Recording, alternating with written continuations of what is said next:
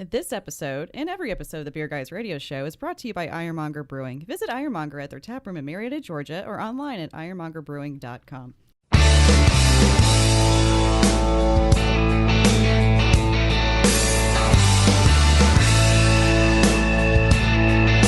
Open up a tab, grab a seat, and pour a pint. It's time for the Beer Guys radio show. You want free beer? Go to the brewery. Dedicated to the art, science, and enjoyment of craft beer. Yeah, what's wrong with the beer we got? Now, here are your hosts, Tim Dennis and Brian Hewitt. And welcome to the Beer Guys radio show. We're broadcasting from the Beer Guys radio studios in Marietta, Georgia. And this week we're talking with Casey Brewing and Blending. I'm Tim Dennis, and with me as always is my good friend and co-host, Brian Hewitt. Hey, Tim. Joining us today, we have Troy Casey, the owner, brewer, and blender at Casey Brewing and Blending. We're going to talk about fruit and fruit beers and local ingredients, probably barrels, and some hip-hop, potentially. Troy, thanks for joining us. Thank you guys so much for having me. I really appreciate it. Troy, we are actually enjoying one of your beers right now. We have an apricot funky blender, and we talked about the gorgeous label art on this one from 2017 here. You said you've recently updated your label art, but we have a vintage bottle here. So vintage. But could you tell us about this beer? Yeah, absolutely. So back in 2017 was a fun year when we realized that we had so much opportunity to take different base beers that we were making and put different fruits on those different base beers. And at the time, we didn't have any great branding around that.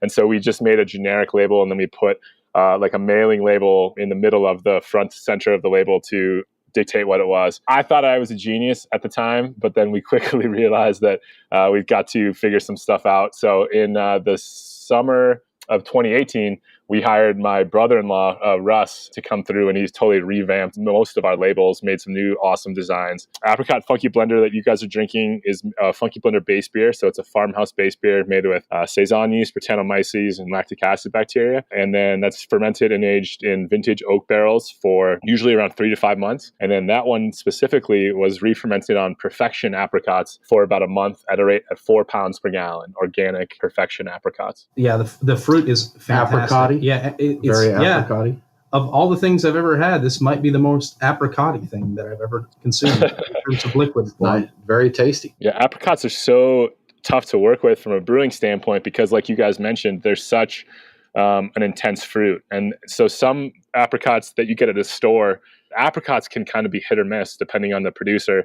Sometimes they can be mealy or very sour with very little flavor. And so apricots are really tough to work with from a brewing standpoint because what you can be left with after re-fermentation on the fruit is something incredibly acidic. So it's fascinating. I never would have realized until I got into beer how many different varieties of fruit they were. Like one apricot or cherry can have so many varieties and give really so many different characteristics from it. Indeed. But I'm willing to taste them all, Brian. Taste the rainbow, Tim. That's right. So, Brian, busy week, man. What did you get up into this week? Boy, I got up to a fair amount. So one of the things I did, and with the Juice Strikes Back, which I'm not even going to start on that. I before that, I went to a release event for Tucker Brewing. They released 3 beers at once, and a Pilsner, a Hef, and a Doppelbock. And I was all about that Pilsner. But another thing I was doing on my spare time, because I do have so much spare time, right. I've been slow pouring everything, Tim. So I've been slow pouring coffee stouts lately, and milk stouts. Okay. I've done Cocoa Bunny and Does it work donut with those? Stuff. It did, actually. Okay. It very casky. For those who haven't listened in a couple weeks, we just want to reiterate that we are pro slow pour and anti boss pour. So just so we throw it. Troy, are you familiar with the boss pour? I am. I'm ashamed to say I am. Yeah. Okay. What's your stance on the boss pour? It can be visually appealing. This show is over. Tim just threw down his headphones and walked out the door. No, I'm just trying to play both sides here, right? I'm trying to give a sure. answer. So it can be appealing for some people. As a brewer, the foam, while it has very little to do with the enjoyment, if you were drinking a beer blind, has very little to do with the enjoyment of the beer.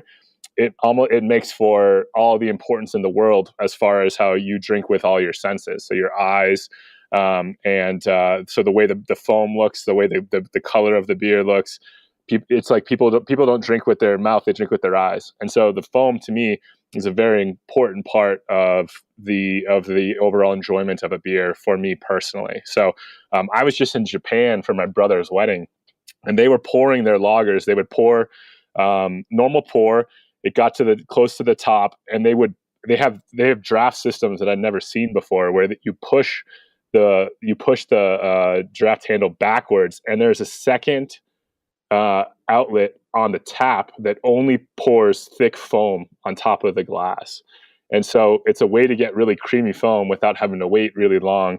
Like you guys are talking about the slow pour, which usually bugs me, because if I'm at a bar, it's hard enough to get the server's attention. I don't want to wait 10 minutes to get a beer. And so the way the Japanese do it is very, very cool. That sounds neat. That's what I was thinking is if I could get the slow pour faster, because it's trending in Atlanta right now, Troy. So we've got, have you visited Atlanta? Have you been to our breweries, beer bars and such here? I have not. No, unfortunately not. Okay. So we have one that's very well known, the Porter Beer Bar in an area called Little 5 Points. They were one of the first ones I noticed that had the slow pour tap. And they tell you on the menu, this is going to take 7 minutes from the time you order it, to get it. So, but when I worked at Coors, I used to work at Coors, and they had a beer called Barman Lager, and they talked about that, how it was a 7 minute pour, for all the reasons that it sounds like you have talked about on previous shows. And Pete Coors Jr. used to tell me, here's what you do if you want to order a Barman, which takes 7 minutes to pour. You get a Coors Original and a Barman at the same time. So when you're done drinking the Coors Original, the Barman is already ready to go. So a little pro tip there from a Coors family member himself. Life pro tips. Genius. Get a beer to wait for your other beer. Indeed. So, Tim, I think it's time for the beers of the week. Crack open a cold one. It's the Truck and Tap Beer of the Week. Woo-hoo! Craft beer and food trucks in downtown Woodstock. Truckandtap.com. Well, Brian, as always, we've got some good beers to drink. As we mentioned, we started off the show with a little apricot funky blender from Casey Brewing and Blending. We also have a Casey Family Preserves Cherry. That is from July 25th of 2017. That is a blend of cherries from Palisade, Colorado. Not California, Colorado. The fruit varietals are Attica and Utah Giant. Did I say those right, Troy? Absolutely, yeah, for sure. All right, so we're going to get to those. And Brian, I brought for dessert, I brought us a fistful of cake. So we'll get into that a little bit later. That's my favorite way to have dessert. Cake in a beer form? Yeah. Absolutely. Well, Brian, what is going on in this week's news? What's in the news? The beer guys have the scoop. Extra, extra, read all about it. Time for headlines. In probably the most important and unexpected news of the week, Genesee and Other Half are collaborating on a new beer. And I know this is very relevant to your interests, Tim. It is. I'm excited. The beer is named Genesee Dream Ale, and it's being described as Genesee Cream Ale with an Other Half twist, which means oats, lactose, and a lot of hops. So 180 cases of the collab were made. That's 4,320 cans, just doing the math. And the beer was released at a, quote, mobile can sale, which I think they just drive into a parking lot and sell the cans or something like that, at the Genesee Brewhouse on March 22nd. So if you're in the area but you did not get your Jenny Dream, you might still find some on draft at Other Half in Brooklyn. After reading this, I had to check my calendar to make sure it wasn't April 1st yet. No, it's Jenny Dream is real life. This is real life, Brian. To anyone listening to this that is in the Genesee distribution area, I would like some Jenny Dream. So, give me a shout if you can help me out there. ISO, Tim, ISO. ISO, give me some for sure. All right, so good news for hopheads in the audience. The Brewers Association is partnering with the USDA to develop public domain hops, which I didn't know was a thing, but it is. The USDA's agricultural research arm will fund public hop breeding. The goal is to develop disease-resistant aroma hop cultivars and provide additional support to hop growers around the U.S. And this is important because the demand for new and existing hop varieties continues to grow at a very quick rate, but chronic loss and isolated catastrophic loss, and that's a quote, of crops from pests and diseases is also growing at a really alarming rate. The Brewers Association says that's as much as 15% of the hop crop lost each year to these nuisances. And these losses destabilize the critical hop supply chain. So that's a problem. Creating them without an intellectual property right attached to the hops will ensure that growers everywhere have access to high-quality, disease-resistant cultivars, Tim. I think that's a great idea. Yeah. More hops is a good thing. Absolutely. I agree. You're listening to the Beer Guys Radio Show. We do need to take a break, but we'll be back very soon to talk more with Casey Brewing.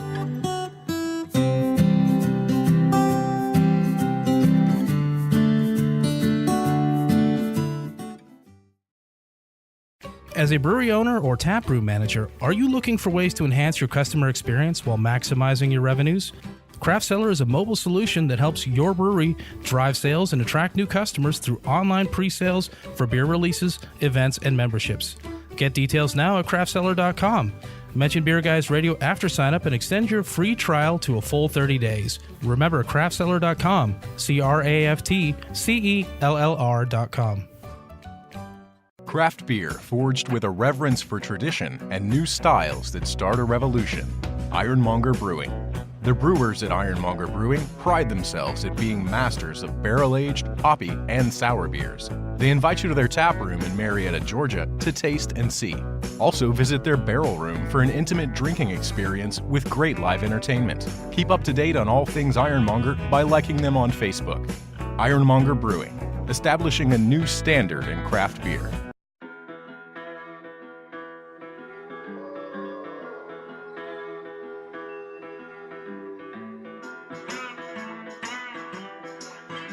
Follow the Beer Guys on Facebook, Twitter, and Instagram. Your revolution is over, Mr. Lebowski. Condolences, the bum's lost. Now, back to the Beer Guys Radio Show. Welcome back to the Beer Guys Radio Show. If you miss an episode, don't worry. All episodes are available as a podcast. Subscribe on your favorite podcasting app and never miss a show. We're talking to Troy Casey of Casey Brewing and Blending. Troy, thank you so much again for joining us. We really appreciate it. You know, something I missed in the first segment that I need to back up just a little bit. We have one of our sponsors in the studio with us this week. We do. And we don't normally get to do that. So Joe Lasko with Res-Tek, a new sponsor. Joe, we appreciate you coming out and hanging with us. Thanks for having us. We're going to share some beers, and we're going to learn about protective flooring for your breweries. A lot of people don't know a whole lot about it. Yeah, we'll get into that in the next segment. We're going to talk. We're going to get a little info from you here. Until then, we're going to drink some beers. I'm all about it. Sound good? Excellent. So, Troy, what got you involved in brewing? Where did you get your beginning? So when I was 20 years old, I was a tour guide at Coors. So my dad has been in the brewing industry his whole life. And I was 20 years old, was looking for a summer job. My dad helped me get a job as a tour guide. And so it was amazing. I was studying chemistry at college at the time and had no idea what I wanted to do with my chemistry degree. And then being a tour guide, I kind of realized, hey, I could do brewing with this degree. And I went home and I asked my dad, like, Dad, I think I could do brewing. And my dad was like, yep, absolutely, you can. Let me show you how. So he never forced it on me. My mom's a Baptist, so she drinks about 1 Coors Light a day. So it was never something that was forced upon me. And we kind of all spiraled from there. Very cool. Now, you know, something here that Brian made a note that you worked at the Miller Coors Pilot Brewery and you brewed a blackberry dark sour there. I think, so we know Mitch Steele, and Mitch worked with, you know, AB InBev, and he did some experimental beers and different things there. I don't think a lot of people know that the big breweries do a lot of creative beers, quite a bit of brewing like this, correct? Absolutely. Yeah. I mean, when I started in 2008, worked there in that pilot brewery for about 5 years. And during that time, I think we won 9 or 10 GABF medals for lagers, and mostly for lagers. We won some stuff for some India Pale Lager, and even a couple of medals for sour beers. And so, yeah, we do everything. And it's just never profitable enough for the most part to expand upon that and make it really big like most craft brewers do. And so it's just something that for me, working at AC Golden, they were doing it just for the recognition as the marketing, if you will. If I was in a beer trivia contest and someone said true or false, Coors has won GABF medals for sour beers, I would have got that one wrong. I would have as well. I would have missed that. Yeah, I'm curious seeing that you brew that there. It blows my mind, but I'm also wondering, did that kind of inspire you or get you going on the path that took you to where you're at now? Like you did that beer and you're like, I got to do more of this. I got to do a lot more of this. 100%. I mean, when I started at Coors, I expected to be a company man for my whole career, just like my dad was. He retired 2 weeks before I left to start Casey Brewing and Blending. So he worked his whole life trying to make the American light lager better and more consistent. Say what you will about it, it's a tough beer to make consistent throughout the world. And so that's what he focused on. I anticipated I would be a company man for these big brewers as well. I was passionate about the brewing science aspect. I got my master's degree from UC Davis, a great brewing program here in the States. And I thought it was going to be great. But then I started falling in love with these sour beers. And then I made a beer that was basically trying to mimic Belgian style sour beers without doing the spontaneous fermentation that I was really excited about. And so at the time I was becoming disenfranchised with Coors as well. My girlfriend at the time, wife now, she had moved to the valley that we currently live in. And so it kind of all worked together for us to come up here and start what has now been over 5 years in the making. And you've had big changes recently because the Casey Brewing and Blending, for a while, the brewing part, you were just fronting there, right? Absolutely. Yeah. We weren't front. It was a blender. It was a blender. We saved money by not having to invest in a brew house to begin with. We were brewing our recipes with our ingredients at other local breweries that already had the infrastructure in place.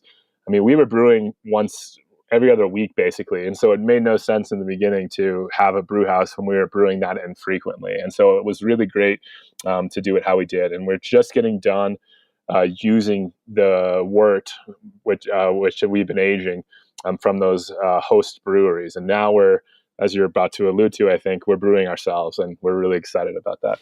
I'm kind of curious how you handled the whole wort production situation before you had a brew house. I mean, you're going to have to get it from somewhere. How do you manage that? So we basically reached out to other local breweries that had a brew house. We approached them saying, we'd love you to make our recipes with our ingredients. We would always go there, brew ourselves with them for the first couple times so that we were comfortable with their process and they were comfortable with what we wanted. And then we, for the majority of the time, we would just show up with a sanitized tote.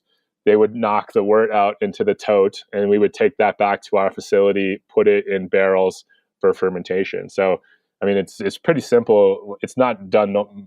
Most people don't do that, but it's very simple when you look at it from how I do. Now, what size and type of brew house did you put in there? Did you go big? We did not. We went small. So we were using 15 to 18 barrel brew houses for the most part. And so we would be able to fill about 8 oak barrels from that when all was said and done. We put in a 7-barrel brew house that we bought from JV Northwest, so American made, with a lot of custom features just for our process. And we wanted to have a smaller brew house so that we never had to worry about having a barrel empty. So the longer a barrel sits empty, the more risk can come from that if it's going to become acidic and turn to vinegar once you put beer back into it. And so we want to be able to brew every week to always be filling those barrels. So we brew about twice a week now, and we're at the point where a barrel never sits empty for more than a week or two. And I think I saw that you didn't necessarily get the brew house in order to increase your production, just to make things, I guess, easier. You're not looking to more efficiency, make it bigger right out of the gate, right? Absolutely. We are going to start to make some clean beers pretty soon, but for the most part, when we put that brewery in, we just wanted to have 100% control of our process. So the brewers that we've worked with have been awesome. We've gotten great product from them, but as you guys know, as the breweries will grow, and they could easily just be like, how do we drop other production to make it better for ourselves? That's just natural. That's the way a business works. And so I didn't want to be in the point where I had to drive an hour or two each way to get wort because we live in such a remote location.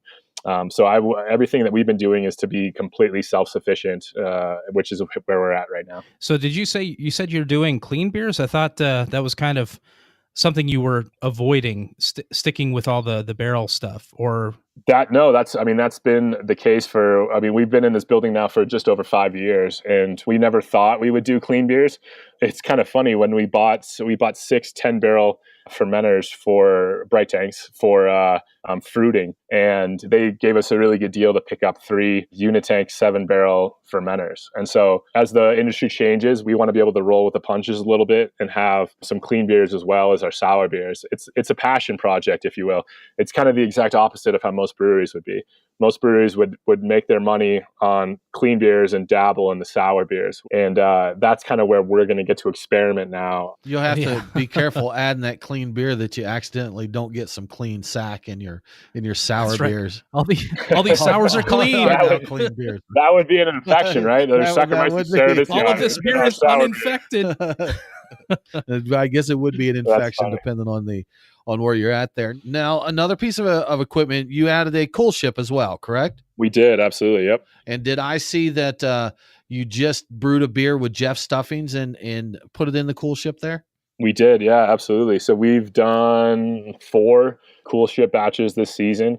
I've always loved Allagash's spontaneous beers. They've been amazing. But when I tried Jester King's beer for the first time there, Spawn in Denmark a few years ago when they first debuted it, it just blew my mind, made me rethink everything. And so from that point on, I was definitely trying to figure out how can we do this ourselves. So we got to the point where we're able to get a cool ship, 7-barrel cool ship. We built a room just for this. If it works out, great, that'd be awesome. If it doesn't, I kind of expect it won't, but we're trying.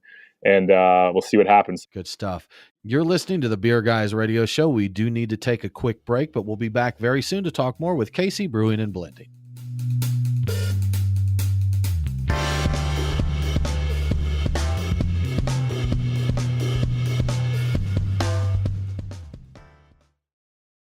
Is your brewery or restaurant flooring looking a little worse for wear? Your foundation needs to be protected from heat, chemicals, and other contaminants. At the same time, you need something slip-resistant yet cleanable with soap and water. Res-Tek has been manufacturing poured-in-place flooring since 2002 and offers a variety of solutions for your facility's needs. If your floor needs a little TLC, stop by our booth at the Craft Brewers Conference in Denver or visit our website at restek.net. That's res-tek.net. It's Brian and Tim, the Beer Guys. If you're like us, no lunch or dinner is complete without a pint or two of craft beer. Which is why Truck and Tap in downtown Woodstock and Alpharetta are always on our list. Tim, why do they call it Truck and Tap? Well, the tap part is easy, Brian. They've got 18 of them. As for the truck part, that's where it gets interesting. Truck and Tap features your favorite Atlanta area food trucks daily, so that way you're getting a different menu every day. Truck and Tap in downtown Woodstock, Alpharetta, and coming soon to Duluth in 2018. Truckandtap.com. Let them know that the Beer Guys sent you.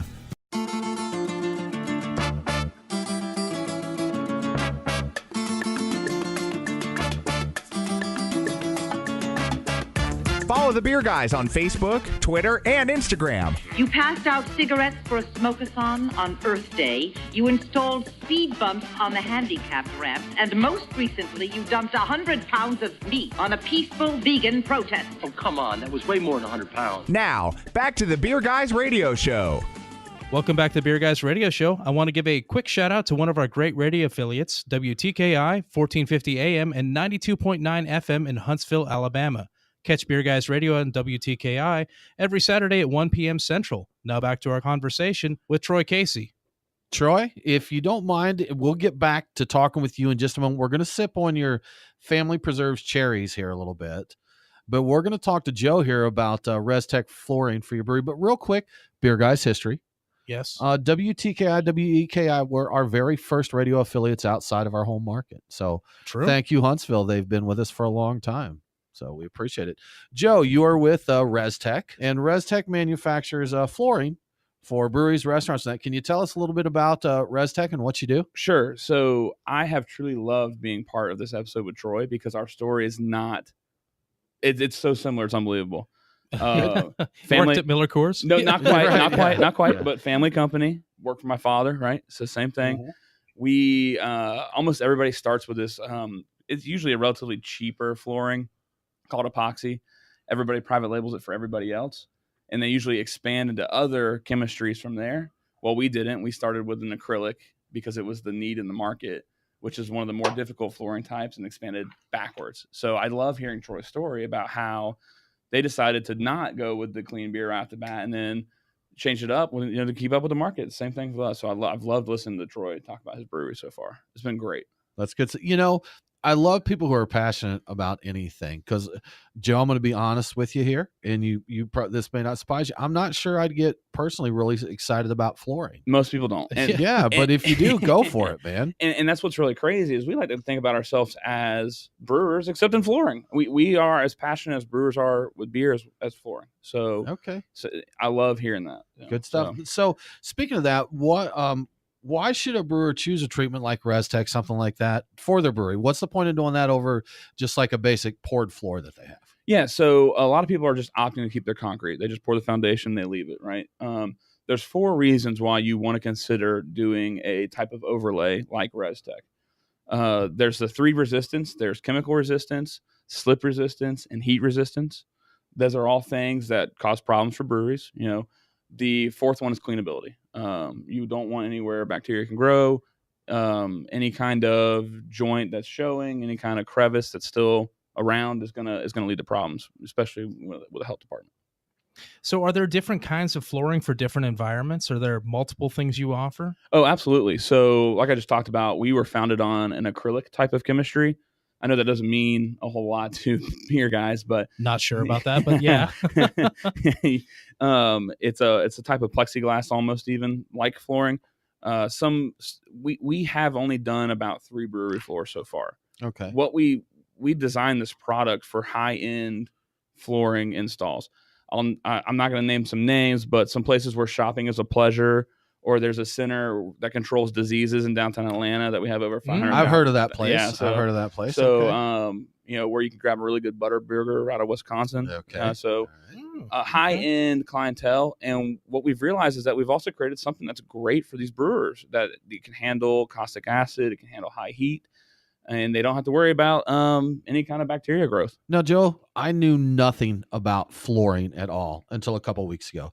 You called me, said you wanted to get the word out, let breweries know you offer this service, educated me a little bit more. And one of the things that you told me was that a lot of breweries don't do this when they're initially building out. I think cost is probably a factor there.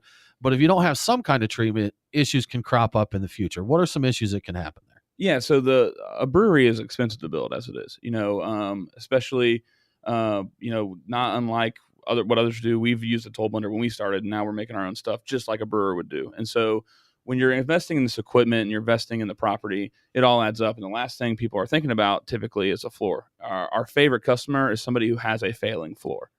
And so what can happen is if you just choose to rock the concrete foundation you pour when you have your building, it doesn't last forever, especially when you're in a harsh environment like a brewery, whether that's steam being blown directly on the concrete, caustic acid dumps down the drains, all sorts of harsh environment like that is just totally going to chew your concrete up.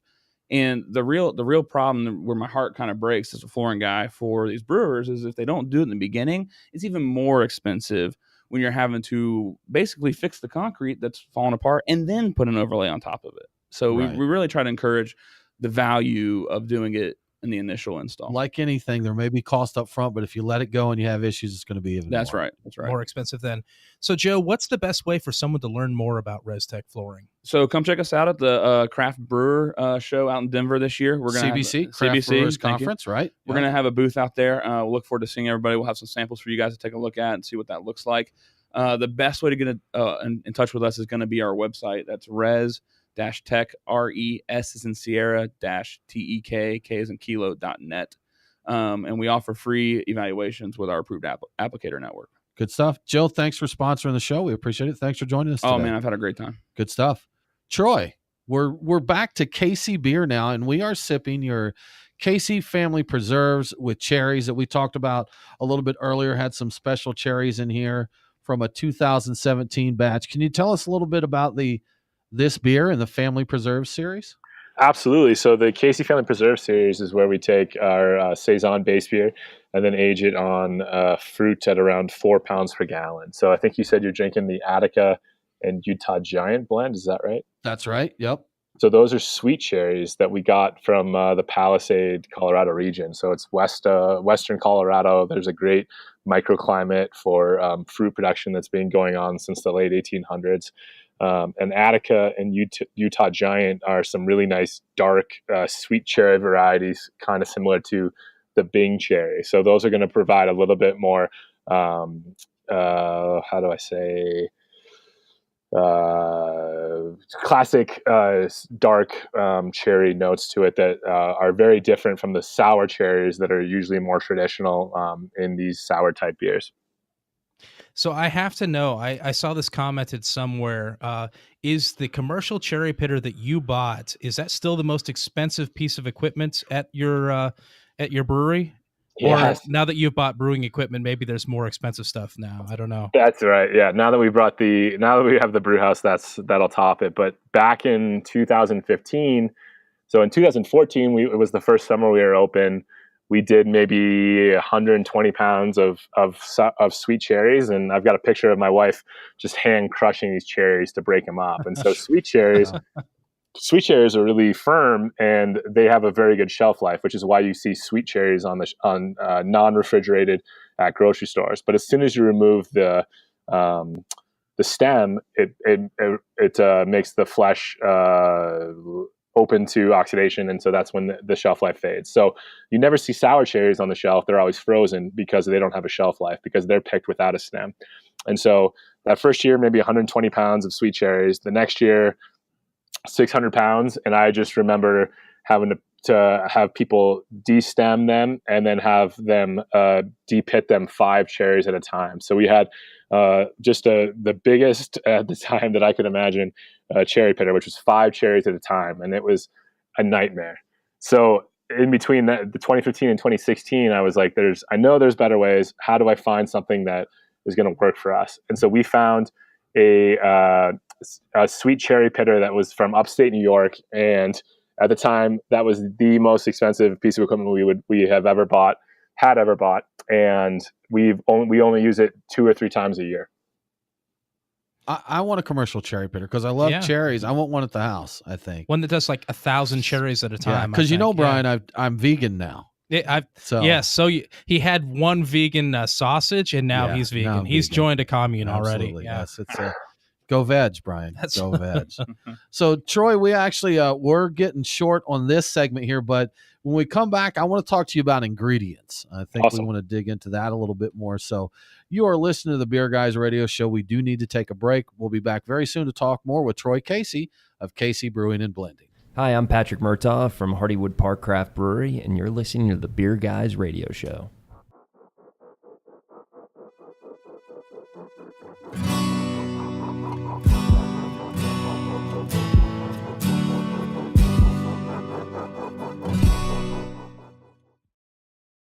It's Brian and Tim, the Beer Guys. If you're like us, no lunch or dinner is complete without a pint or two of craft beer. Which is why Truck and Tap in downtown Woodstock and Alpharetta are always on our list. Tim, why do they call it Truck and Tap? Well, the tap part is easy, Brian. They've got 18 of them. As for the truck part, that's where it gets interesting. Truck and Tap features your favorite Atlanta area food trucks daily, so that way you're getting a different menu every day. Truck and Tap in downtown Woodstock, Alpharetta, and coming soon to Duluth in 2018.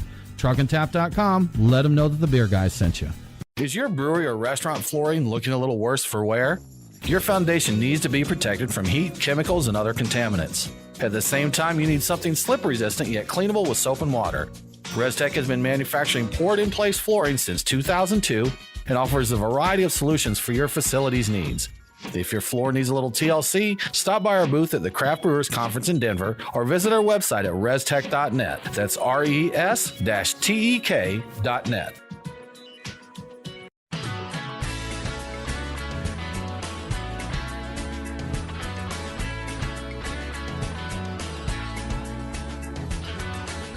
Follow the Beer Guys on Facebook, Twitter, and Instagram. To be the man, you gotta beat the man. Woo! Now, back to the Beer Guys Radio Show.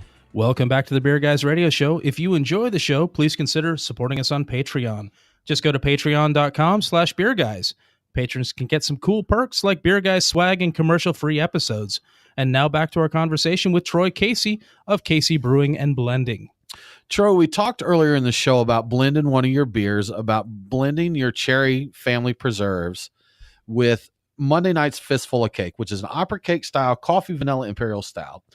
And we've decided that I have already been fired as a blender. Yes. Before I even started, because what I did when I blended these two beers was made both of them less good.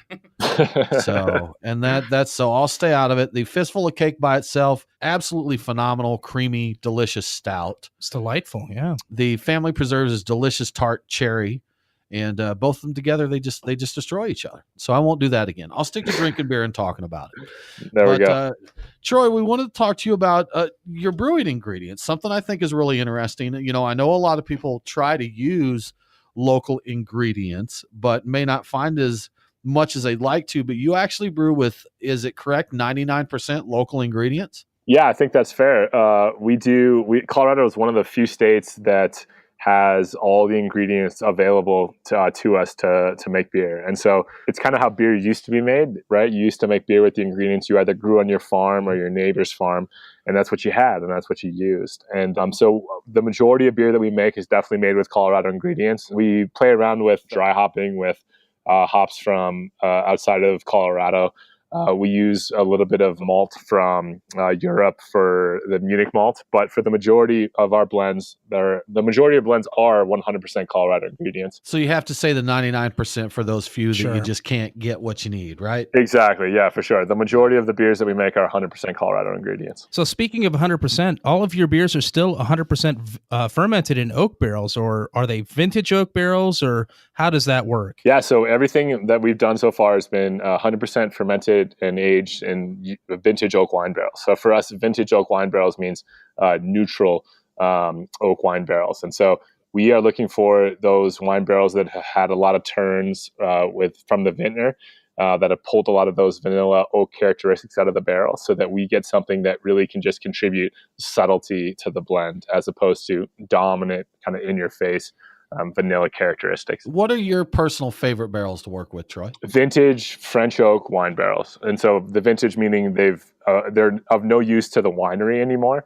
because they don't contribute oak to the wine. And so they get rid of them because that's why you age in wine, is to get the vanilla characteristics. So by the time we get them, I know that we can use that barrel just for the subtle oxidation impact of aging a liquid in a wood porous vessel. So that kind of reminds me of going back to the days of homebrewing and messing around with wood aging with cubes. And I agree with you. The really strong tannins they're really sharp in the beer, and it's something that's undesirable. But, I think we got to switch topics here a little bit.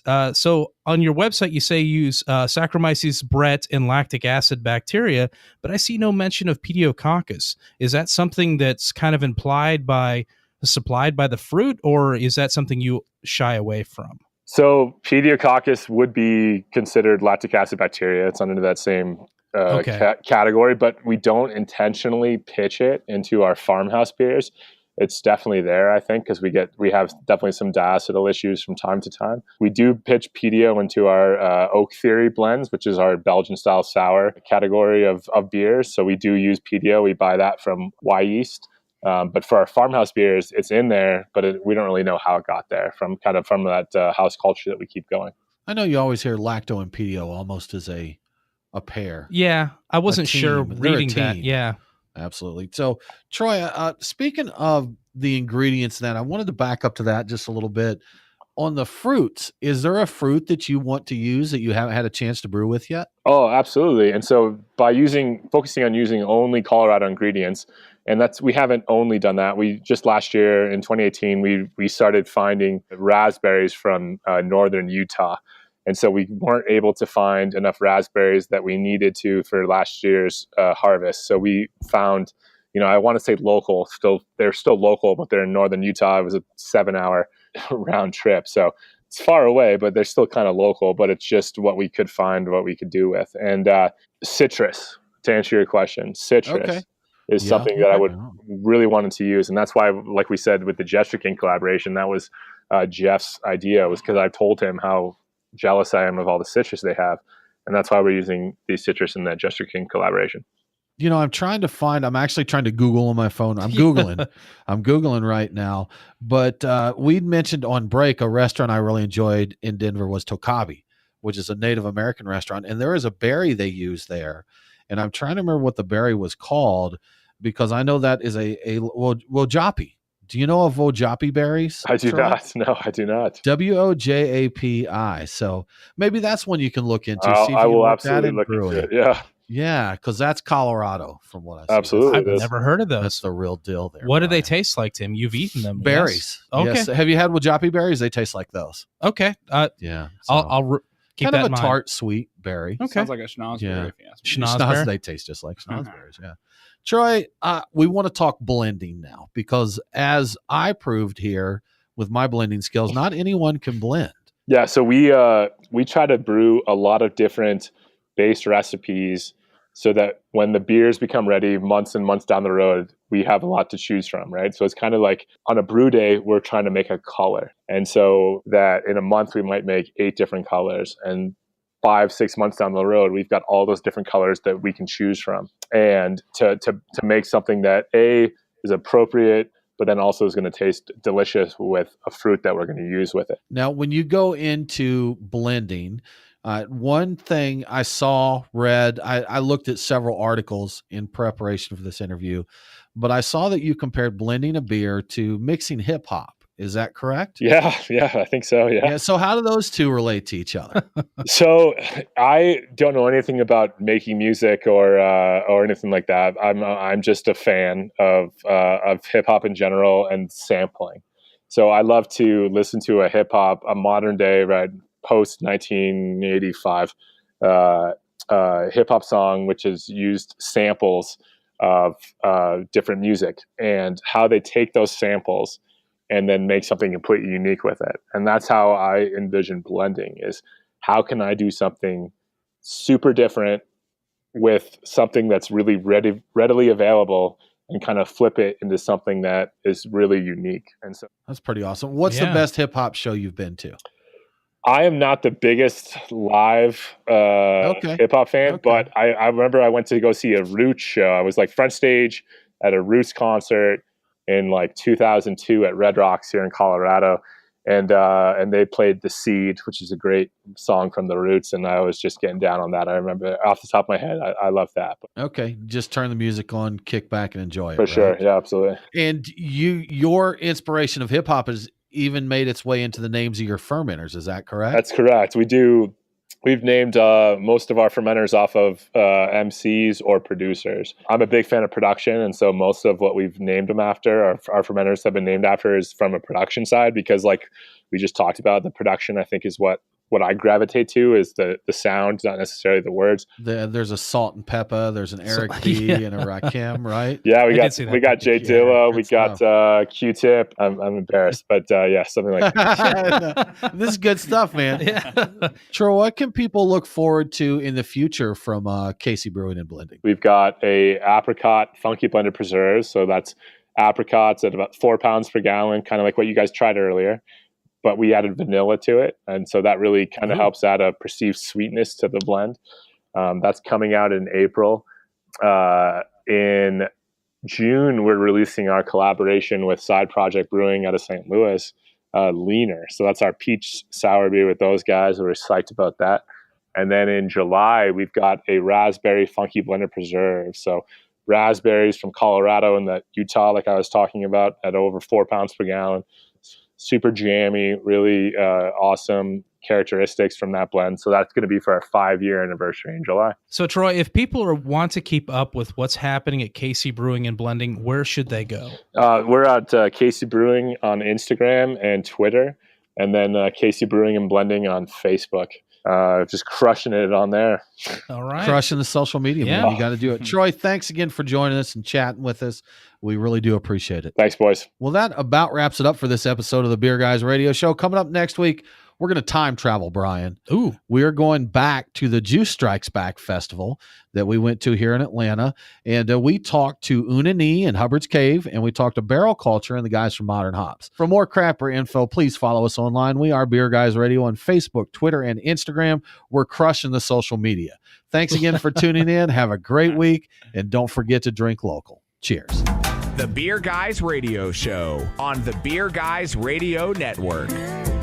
BeerGuysRadio.com.